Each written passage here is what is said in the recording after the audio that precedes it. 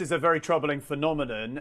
What we don't know is anything really about the malign actors who were behind this. It appears to have been inspired or encouraged on social media. So it looks like there were social media posts before this annual nationwide music festival event. So effectively, Fête de la Musique, there are music festivals in towns and cities right across France. And prior to the event, there were posts, we think, on social media encouraging people or telling people to prick people attending that event. Now, we don't know anything about the malign actors behind this.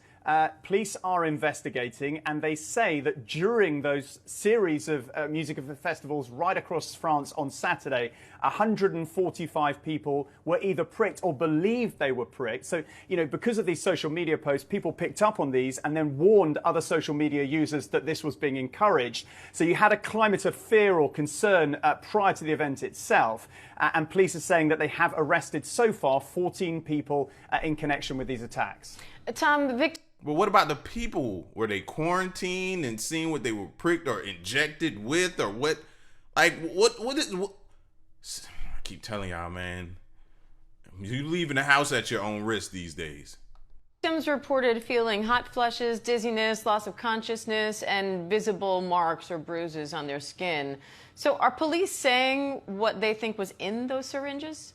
They haven't yet, and at the moment I don't think there's any indication whether or not any of the victims were actually injected with any type of substance. I mean, look, we know from one of the mayors of a city where there were 17 young victims, 17 young female victims, that the victims were as young as 14, aged through to 20. One particularly concerning thing I think that mayor said for me was that some of the victims were actually attacked in the presence of their parents. And we know that from police that most of the attackers were either pricked in their arm or in their back. They had various symptoms as you've laid out.